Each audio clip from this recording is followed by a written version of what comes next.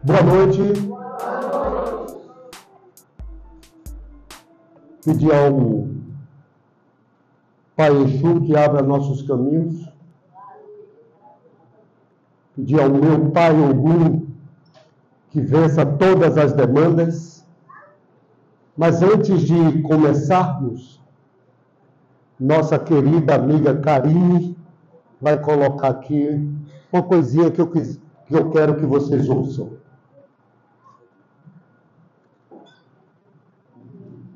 No dia 14 de maio eu saí por aí. Não tinha trabalho, nem casa, nem pra onde ir. Levando a senzala na alma, subi a favela. Pensando em um dia descer, mas eu nunca desci. Zanzei zonzo em todas as zonas da grande agonia. Um dia com fome, no outro sem o que comer. Sem nome, sem identidade, sem fotografia. O mundo me olhava, mas ninguém queria me ver. No dia 14 de maio ninguém me deu bola. E eu tive que ser bom de bola pra sobreviver. Nenhuma lição, não havia lugar na escola. Pensaram que poderiam me fazer perder. Mas minha alma resiste, o meu corpo é de lutar. Eu sei o que é bom e o que é bom também deve ser meu. A coisa mais certa tem que ser a coisa mais justa. Eu sou o que sou, pois agora eu sei quem sou eu. Será que deu para entender a mensagem? Se ligue no ilê aí. Se ligue no ilê aí. Agora que você me vê, repare como é belo ver nosso povo lindo. Repare que é o maior prazer, bom pra mim, bom pra você. Estou de olho aberto. Olha, moço, fique esperto que eu não sou menino. Olha, moço, fique esperto que eu não sou menino. Olha, moço, fique esperto que eu não sou menino. Achei da foto, obrigado.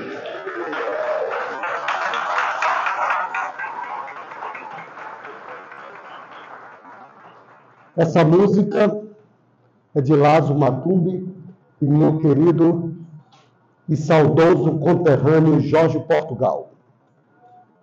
14 de maio de 1888. As senzalas estavam vazias e o povo preto na sarjeta.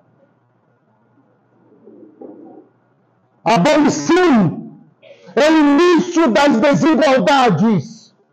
Uma certa feita eu perguntei a um preto velho se ele comemorava o 13 de maio. Ele disse: meu filho, comemore sem susto, porque a chibata que batia era no nosso lombo. E a abolição, sim, ela nos jogou na sarjeta. A Constituição do Brasil, de 1824, é a única Constituição do planeta que permite que o ser humano seja propriedade de outro. Aqui nós chegamos com os nossos orixás. Aqui nós chegamos com a nossa sabedoria. Porque nas escolas só falam dos negros no 13 de maio, no 20 de novembro.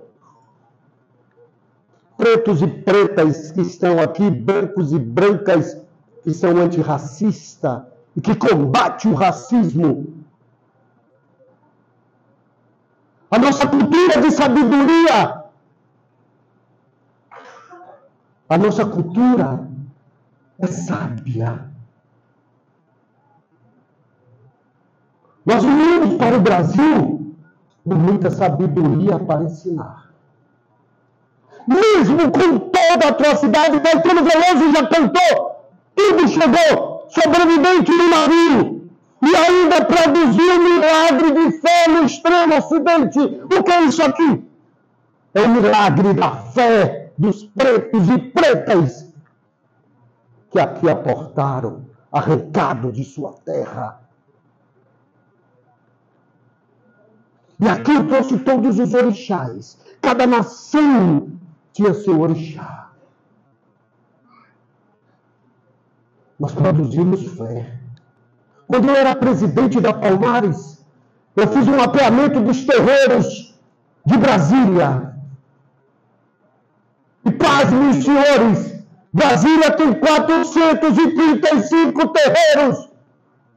É a produção de milagre de fé no extremo ocidente. Isso é fé. Isso é amor.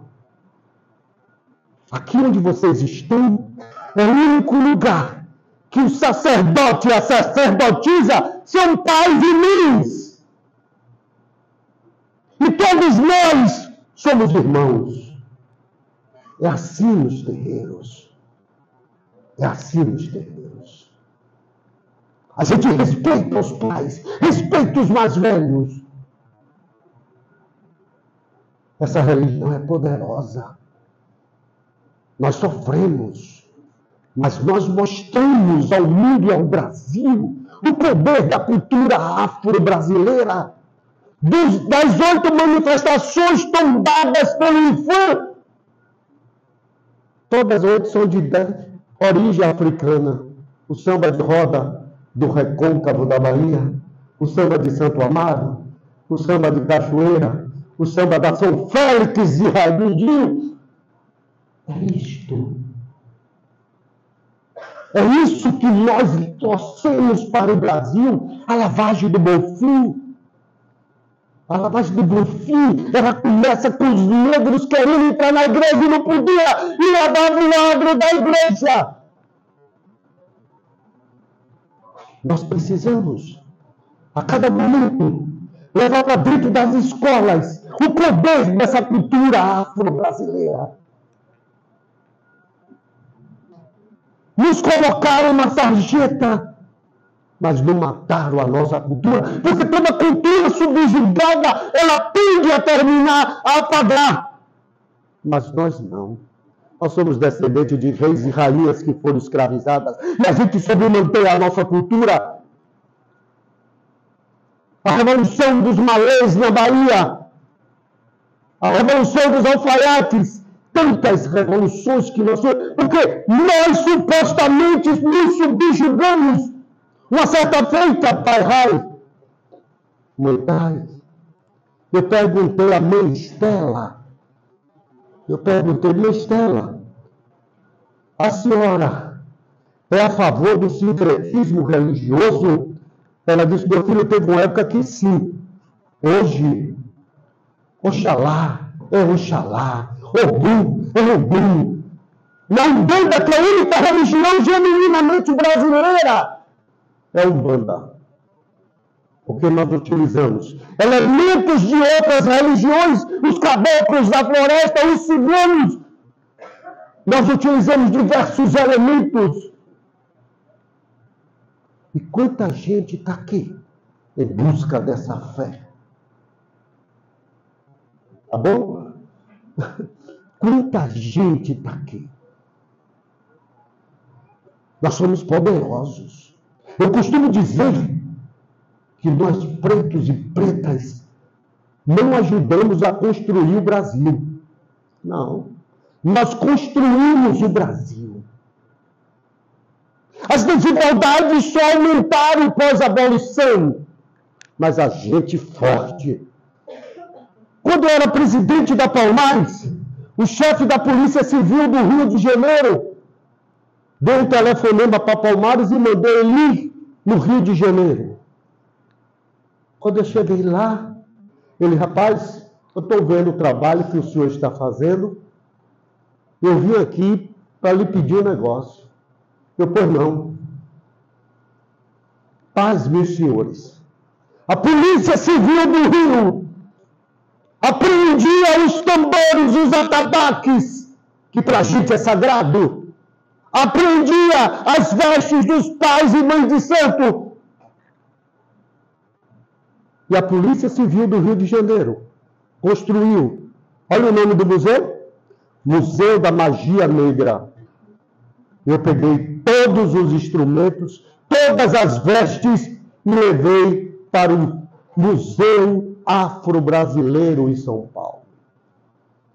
Resgatamos. Nós fomos proibidos de tocar os nossos tambores.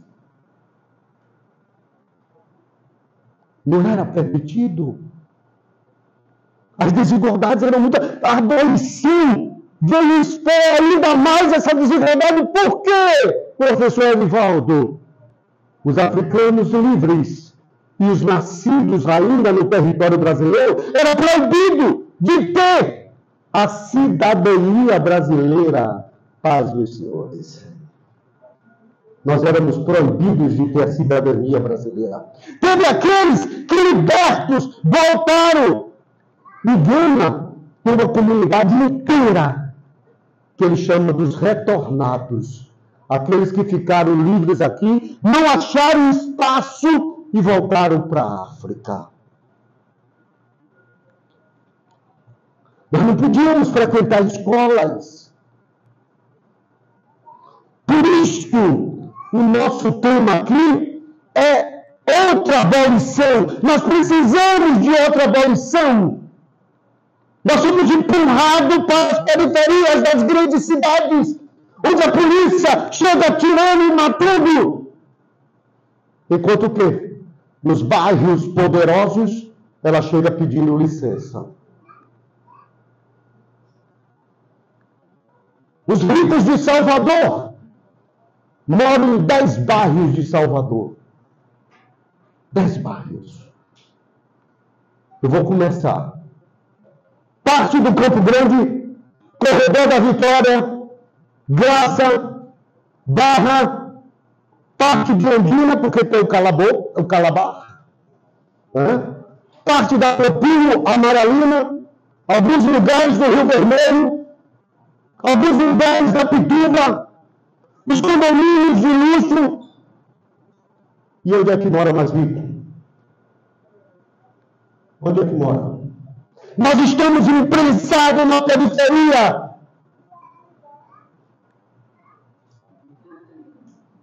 Nós, descendentes de povos pretos e pretas. Então, minha gente, vamos refletir. Vamos ter orgulho da nossa religião. Teve um tempo que a gente escondia nossas contas, né, pai? Né, pai? Meu pai? A gente escondia. Precisamos esconder. Na década de 30, Getúlio Vargas, governador, o Brasil vivia o grande momento da eugenia, o mundo vivia isso. O grande momento da eugenia era o melhoramento da raça humana, através de características específicas.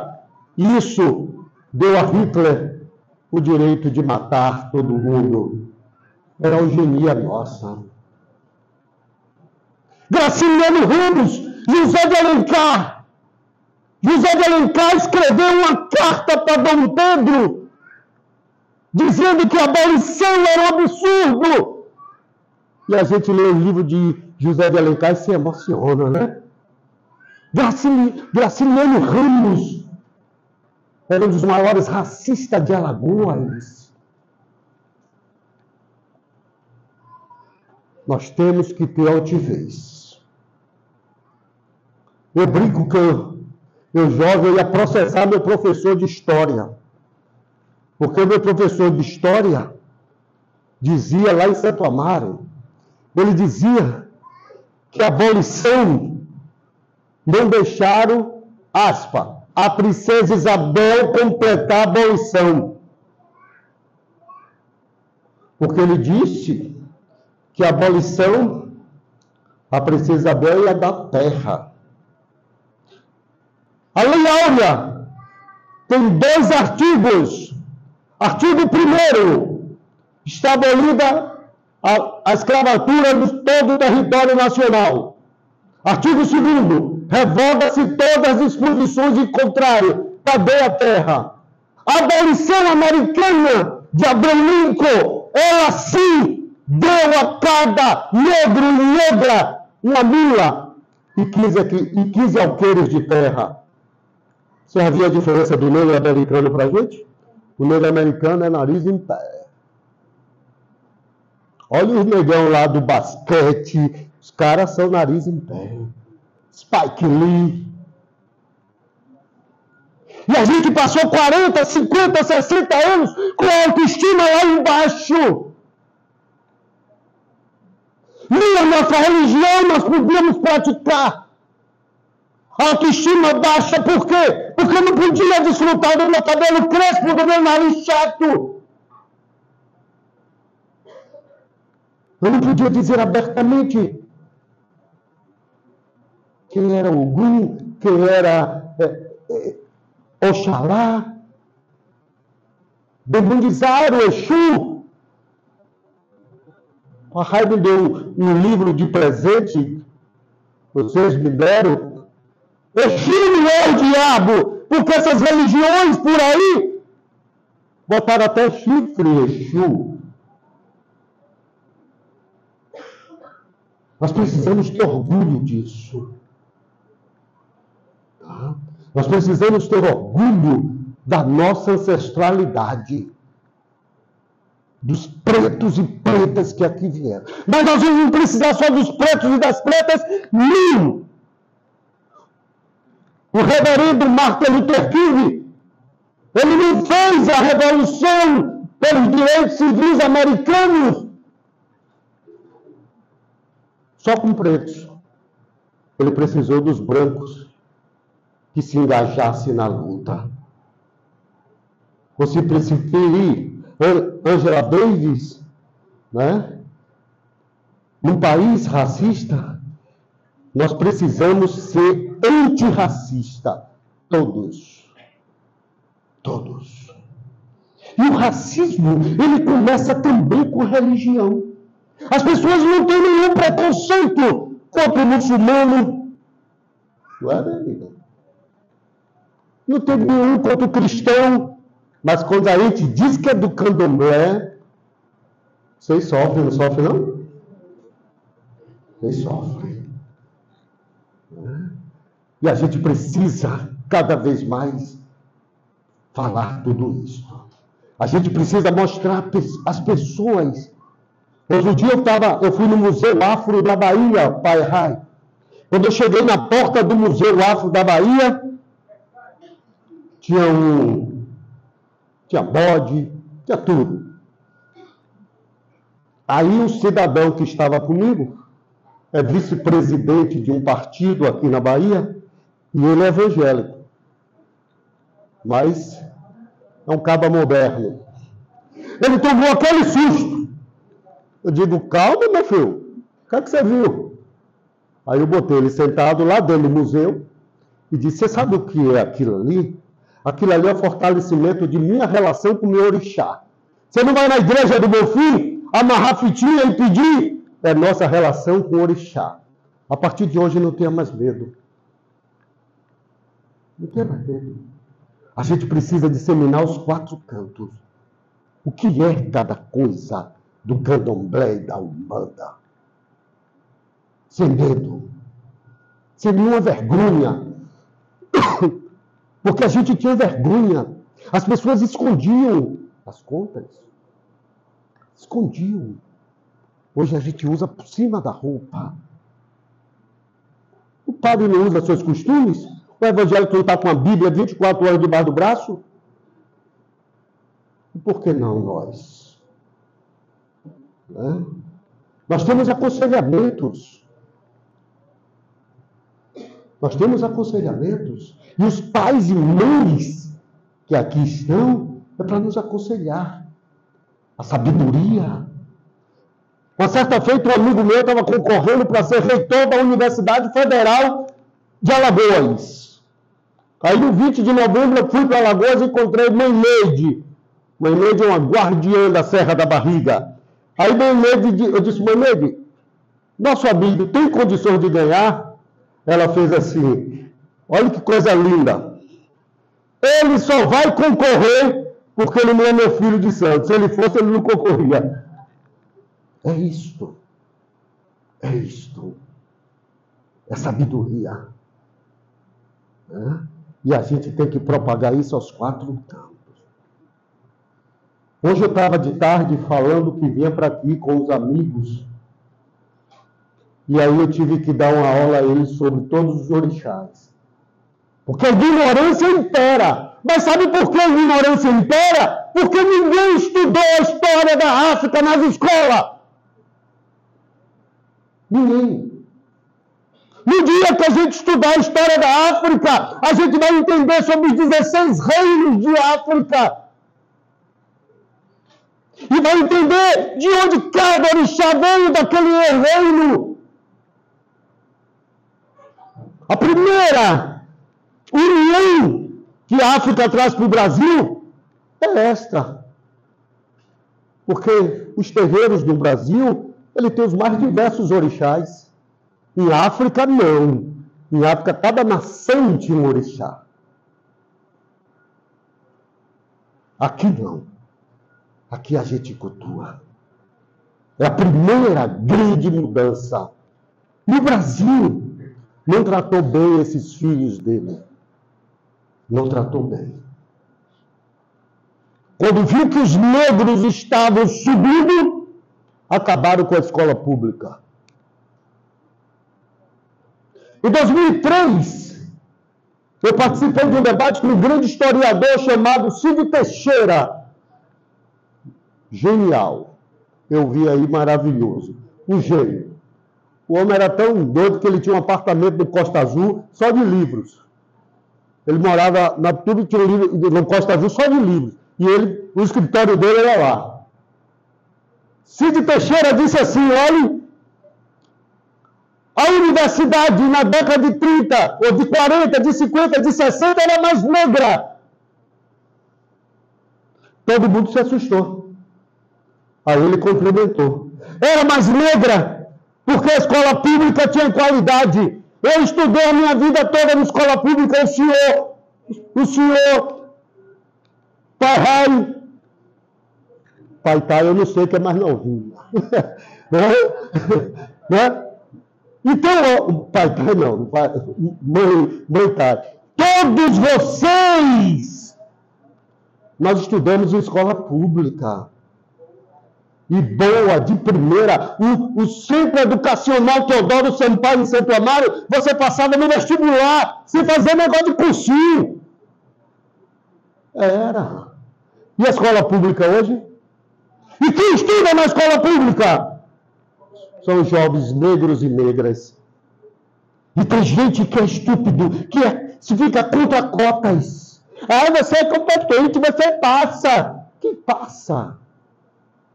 Que passa? Gente, abolição é reflexão. Abolição é para a gente nos dar as mãos.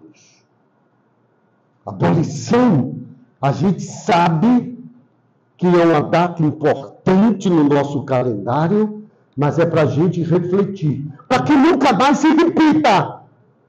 Porque a história muitas vezes se repete, às vezes como tragédia.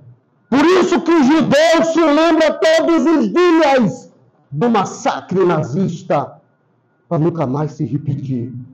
Nós temos que lembrar todos os dias, isso é consciência negra, a gente tem que lembrar todo dia que nós somos descendentes de africanos que aqui aportaram.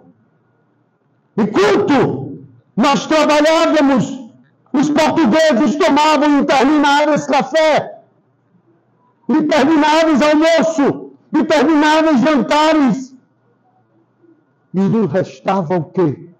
A senzala para tocar nossos tambores. Quando eu chego em um quilombo, eu gosto de fechar os olhos, porque vem a música. Vai tocar hoje? Isso me transporta para um quilombo, para a nossa ancestralidade. Eu fecho o olho e ouço essa coisa maravilhosa. Então nós precisamos contar a nossa história. A história do Brasil, ela precisa ser recontada. Vocês sabiam que a abolição da escravatura aconteceu no dia 13 de maio? E vocês sabem que 13 de maio é um domingo, não sabe? Foi um domingo, lá em 1888. E a sessão no Senado aconteceu no domingo. Um senador do Rio de Janeiro, chamado Paulino Vieira, ele fez um dos discursos mais horríveis da história republicana brasileira. Ele disse assim: olha, eu sou contra a abolição da escravatura. Porque a abolição da escravatura, ela é desumana. Ela é antieconômica e ela é inconstitucional. Por quê? Porque ele disse que era desumana. O que seria desses pobres miseráveis? Na segunda-feira, no dia 14 de maio, que vocês ouviram aí a música de Lazo, de Jorge Portugal. Olha só.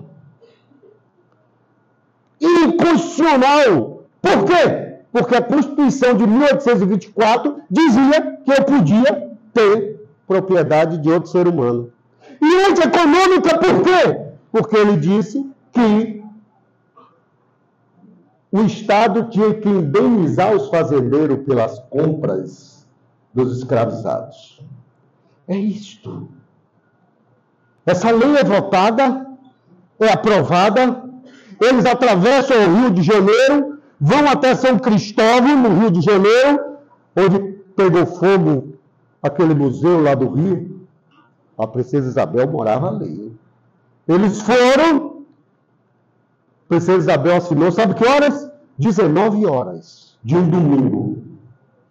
Na minha terra, Santo Amaro da Purificação, a feira é dia de segunda por isto. Por quê? Porque todos os terreiros foram para a rua tocar. Já foram no Bembé do Mercado? Em Santo Amaro? Não percam não. Não é para aí. Vão lá. É agora, dia 13. E eu tive orgulho de, como presidente da Palmares, tomar o Bembé do Mercado como patrimônio brasileiro. Nós tombamos a Serra da Barriga como patrimônio da América Latina.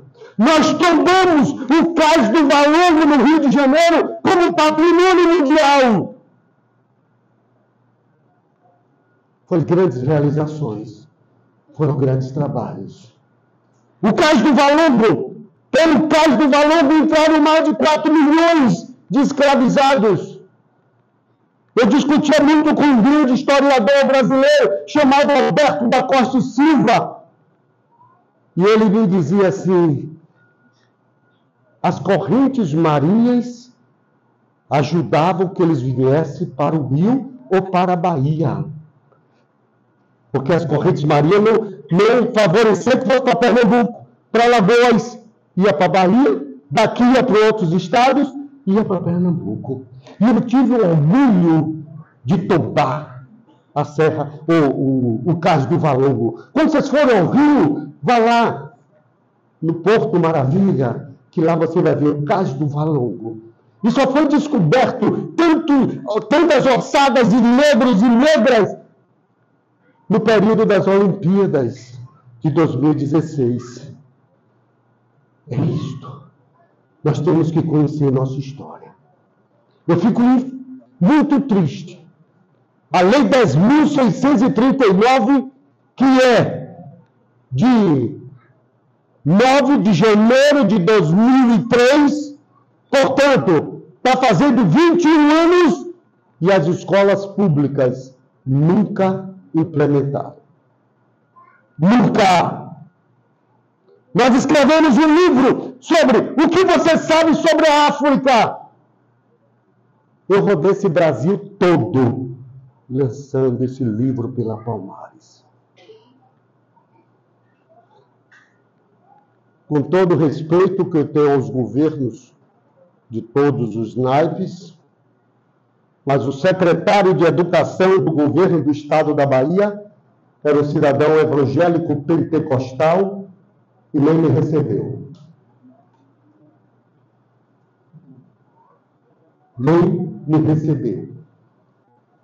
Porque ele abominava o candomblé, as religiões de matriz africana. Nós temos que insistir. Nós formamos mais de 1.600 professores no Brasil para ensinar essa história maravilhosa. Em 2022, nós tínhamos um livro escrito para ser lançado em 2022, no bicentenário da independência do Brasil. Esse livro estava pronto no Ministério da Cultura.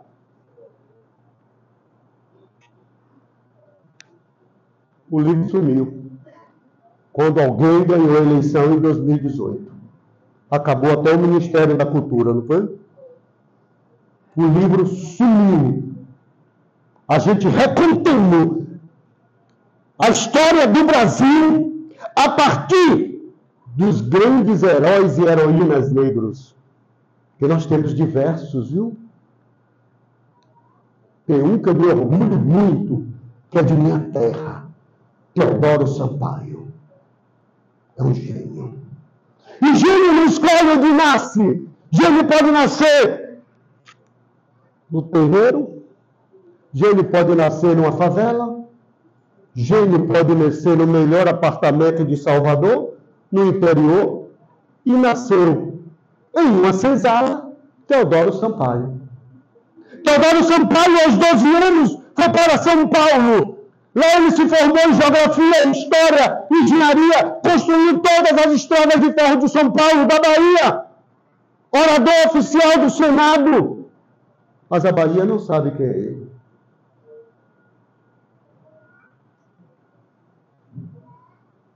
Eu cheguei numa cidade de nome Teodoro Sampaio, que era um povoado de Santo Amaro, onde tinha as grandes usinas. Eu estava conversando com o prefeito.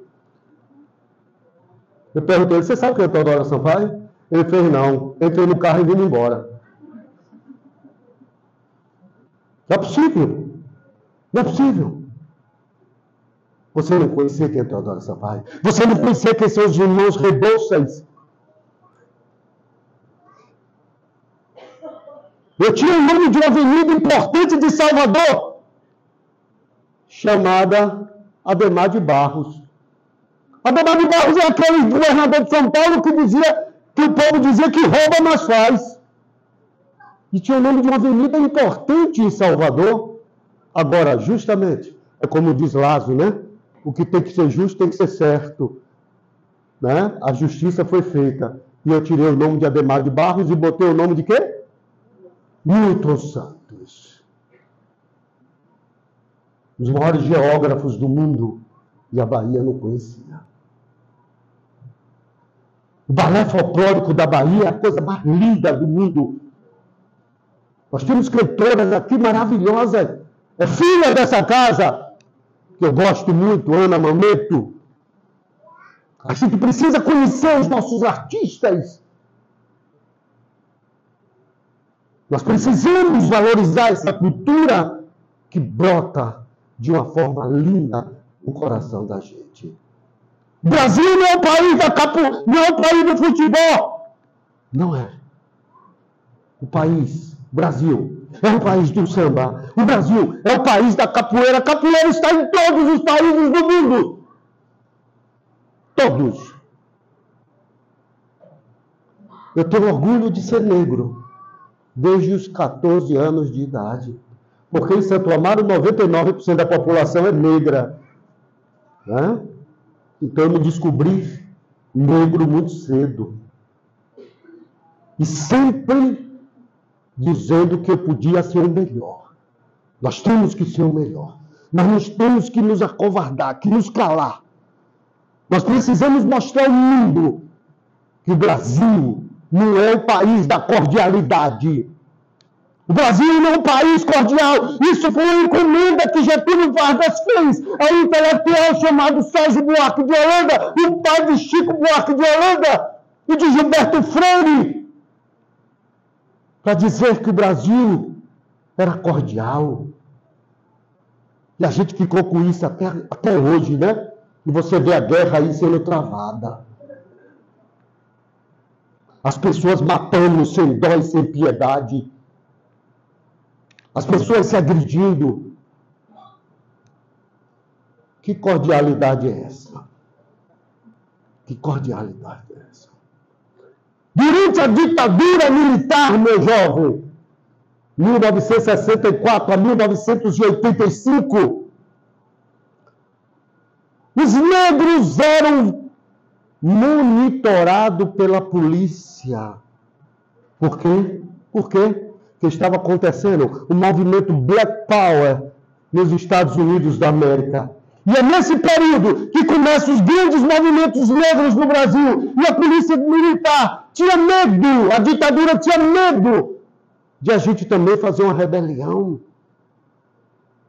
Nada para a gente foi fácil, de graça. A Serra da Barriga, onde era o quilombo de Zumbi dos Palmares, ele foi retomado pelos pais e mães de santo, Luída, mãe de vovó Bilê, Abdias de Nascimento, Carlos Moura, vovô, todos subiram a Serra da Barriga para resgatar a Serra da Barriga em 1994.